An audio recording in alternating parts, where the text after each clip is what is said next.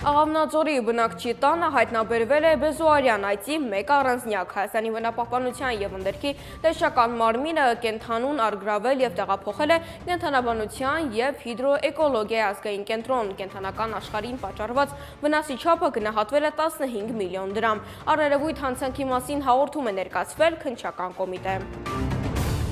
Հայտնի են աշխարհի առաջնության 2026-ի եվրոպական գոտու ընտրական փուլի խմբերը։ Հայաստանի հավաքականն ընդգրկված է F խմբում, որտեղ մրցակիցները կլինեն Պորտուգալիան, Հունգարիան, Իռլանդիան։ Հատկանշական է, որ Երևան կժամանի նաև Քրիստիանո Ռոնալդոն։ Հայաստանի հավաքականի ընտրական փուլը կսկսվի և կավարտվի հենց Պորտուգալիայի թիմի դեմ խաղով։ Կողմերը կմրցեն սեպտեմբերի 6-ին Երևանում և նոյեմբերի 16-ին Պորտուգալիայում։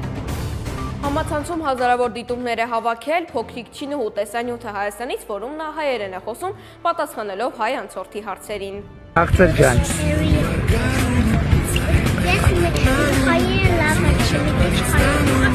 Ոայ, ոչ շատ լավ ես խոսում, Խաղցր։ Դու դպրոց գնում ես։ Որ երրորդ դասարան ես։ Որ երրորդ դասարան ես։ Չես հիշում։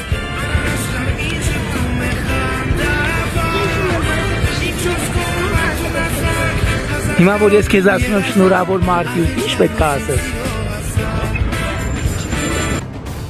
Ռուս հարսնացում 6 հայուհիների հետ հայկական է պարել գեղեցիկ բեմադրությամբ Իվետ Ամուկուչյանի Հայաստանի աղջիկները երգի ուղեկցությամբ։